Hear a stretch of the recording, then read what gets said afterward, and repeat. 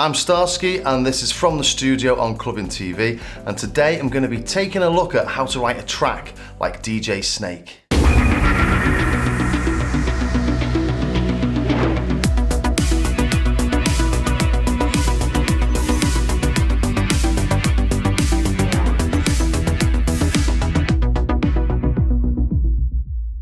Every DJ Snake track has got four main elements really. It's got the sort of chords that are plucky and they drive and they play all the way through the track in various guises. Then you've got the rhythm track, which is sort of light and skippy with a bit of swing to it, nothing too heavy. Then we have vocals. I'm not going to write a vocal track on this, but the final element is the sort of chopped up vocals and retuned vocals. So today I'm going to look at the beats, the chords and the chopped up vocals. So let's start by creating those chords, creating those nice plucky driving elements that'll play through the whole of the track. So, oh my God, he's talking about chords, he's talking about writing music. Not really. You can draw them in on Ableton or in Logic or whatever DAW you've got. Or there's tools that you can use that will create them for you. So I've had a little play with this thing by Hexachord called Orb Producer and Orb Chords or something. I'll just pull it up for you. So this is drawing the chords for you. It's just creating a chord structure.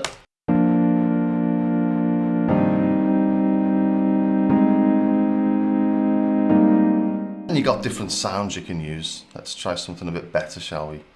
Nila-la-la-laika dreams, Nila-laika. Nila-laika dreams, Nila-laika. Nila-laika dreams.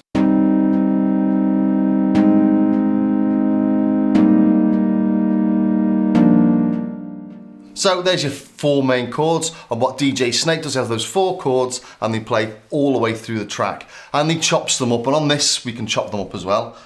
We can do various things. We can change the density, complexity, so we can spread the notes out a little bit more. Add some silence. So without ever having touched the keyboard, we've created a chord structure. And you just drag and drop your chord onto a track and that's it, done.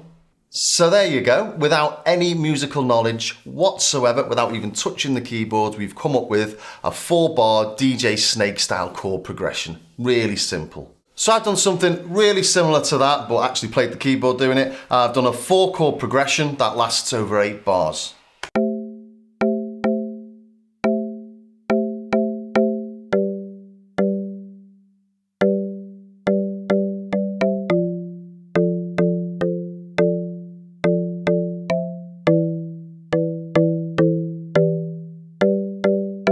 So it's a really nice plucky sound. It's got a, it cuts through a track. It's got a nice bit of rhythm to it.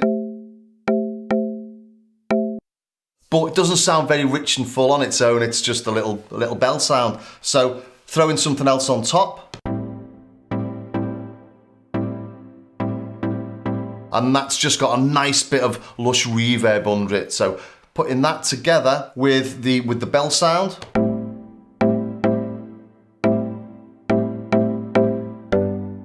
And they're playing exactly the same notes. I've literally just copied one part and put it on the next track. So sounding nice, but again, it's got that sort of a much more sort of deeper pluck to it, but then you need to just put something nice and sort of smooth underneath. And a lot of DJ Snake tracks, you hear these sort of electric piano type sounds. So again, another synthesizer I've picked out.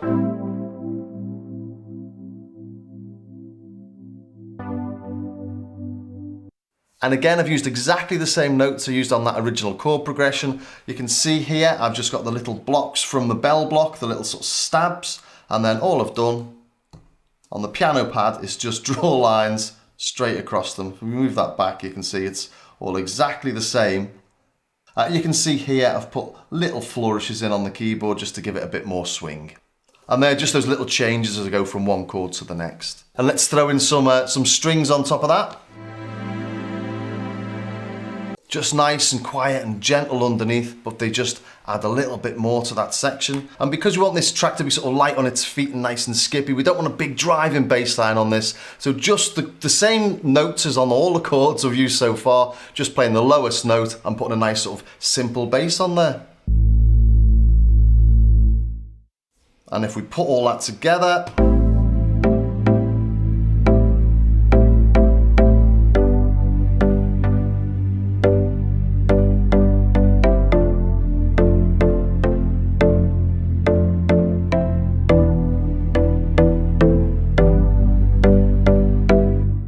So it's really starting to sound like a sort of a nice rich track now, isn't it? But the next thing we need obviously is the beats. So this is what I've put together for the beat. It's nice, it's skippy, it's got that syncopation. All his beats have that dum, da dum, da dum, da dum, da. And if we listen to the kick and the snare alone, for example,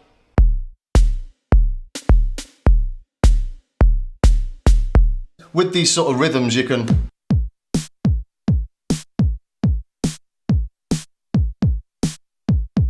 as long as you've got that sort of syncopated dum ba da ba dum dum ba da, you're getting the right feel.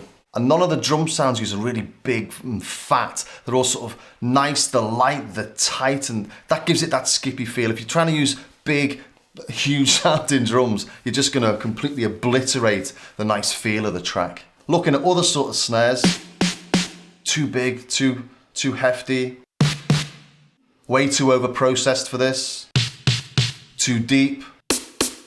That one would work.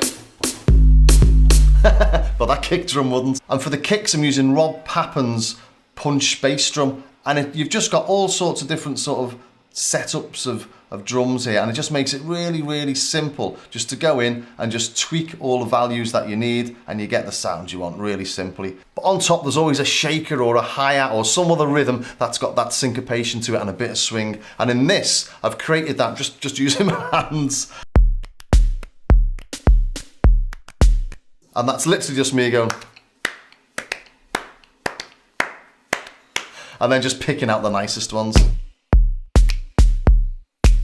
Again, it's just me doing this. And if we look over here, here's the original sample. So this is what I've done, and then just pick the nicest ones from it.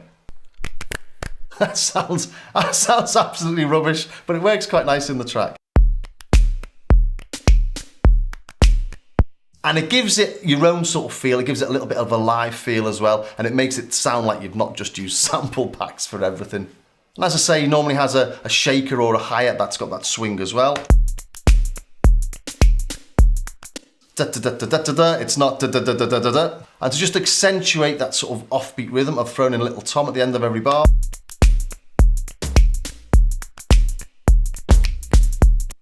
And then at the end of every sort of 4 bars, and love a little bit of ear candy, just something else jumping in there. Just a few toms, just a little tom roll. And then something just to introduce the new sections. Add an offbeat hi-hat. But you can drop these in and out. You might not have them all playing at the same time. So let's take the hi-hats out. But it still all works, and especially if we play the chords on top.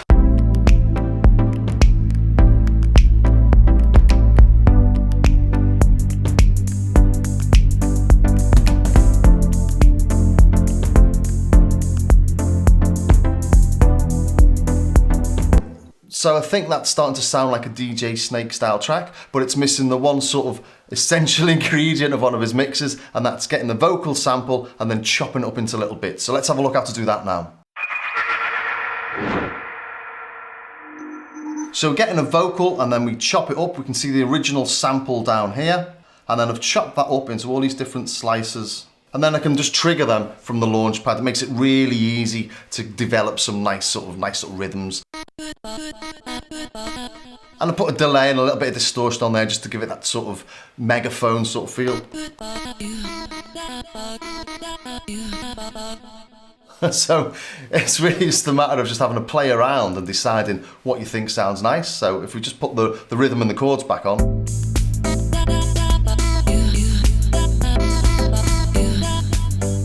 And it's just a matter of picking a few out that you like and that sound nice, and maybe have one for the middle eighth and then one for the chorus later on. Something like that, but you're making your main hook by using the vocal sample, chopping it up, detuning it and having a mess about. And then from that you get a nice little melody, and that's your lead sound. It's not a big sort of synth lead or a guitar solo or anything like that. So we've got our chords and stabs. We've got our beats, we've got our vocals chopped up over the top. Now it's time to start just arranging the track and trying to get it into some sort of structure.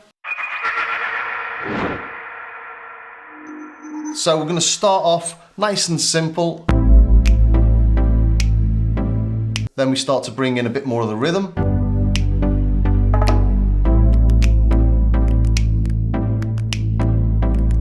And then we sort of build into the main track.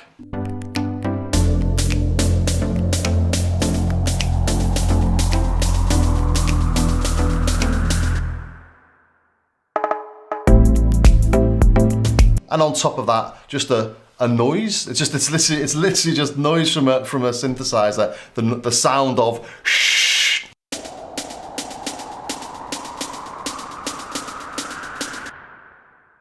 So we drop everything down completely.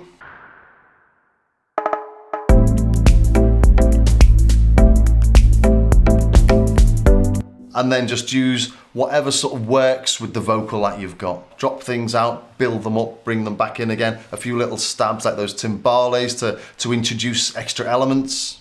And then we move to a middle 8 section where we take what we've got, we change it a bit, but not too much. So in this, I've just changed the rhythm on the stabs.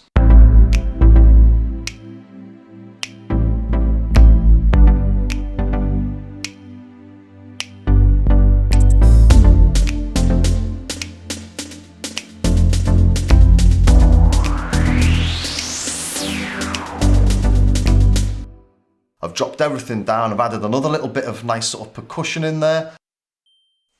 really quietly, but it, you know, you hear it in the track, it just makes it sound more interesting. And then a little, as I said earlier, a couple of more percussive stabs.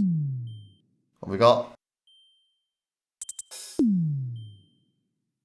Just adds, things are happening without you really noticing.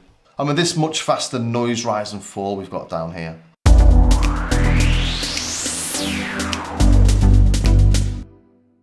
And then into the next bit. So going back to the intro, I'll just add some little vocal chops in there.